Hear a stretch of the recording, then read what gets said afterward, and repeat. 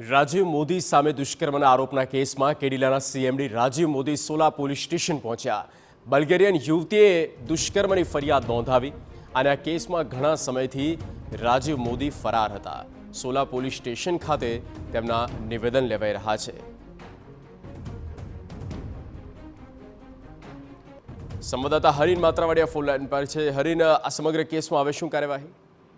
બિલકુલ જે રીતે કેડિલાના સીએમડી પોલીસ સમક્ષ હાજર થયા છે, બલ્ગેરિયન યુવતીનો મામલો હતો। તેમણે દુષ્કર્મની ફરિયાદ છે રાજીવ મોદી અને તેમના અન્ય એક કર્મચારી વિરુદ્ધ નોંધાવી હતી અને પોલીસ દ્વારા અલગ અલગ અનેક લોકોના કર્મચારીઓના છે તે નિવેદન લેવામાં આવ્યા। સોલા પોલીસ મથકમાં આ ગુનો નોંધાયો છે અને હવે આજે અચાનક જ જે રાજીવ મોદી છે તેમના વકીલ સાથે સોલા પોલીસ મથકમાં હાજર થયા છે અને પોતાનું નિવેદન છે તે આપવા માટે પહોંચ્યા છે। ખાસ કરીને જે રીતે યુવતીને સાથે રાખ્યા અને રાજીવ મોદીના જે ફાર્મ હાઉસ છે તેનો બંગલો છે ત્યાં પણ સમગ્ર ઘટનાક્રમ છે તેની તપાસ કરવામાં આવી છે। ઉપરાંત પોલીસે ગુજરાતમાં, અમદાવાદમાં અને ખાસ કરીને અમદાવાદ બહાર પણ જ્યાં તેમની ઓફિસ છે તેમના તમામ કર્મચારીઓના નિવેદન લેવામાં આવ્યા હતા, પરંતુ હજી સુધી પોલીસ પાસે એવા કોઈ ઠોસ પુરાવા દુષ્કર્મને આવ્યા નથી। પરંતુ હવે જે રાજીવ મોદી છે તે અત્યારે પોલીસ સમક્ષ હાજર થયા છે અને પોતાનું નિવેદન છે તે નોંધાવી રહ્યા છે। રાજીવ મોદી છે તેમના વકીલ સાથે સોલા પોલીસ મથક થોડીવાર પહેલા પહોંચ્યા હતા। જી ઓકે હરીન, આભાર તમામ માહિતી આપવા માટે।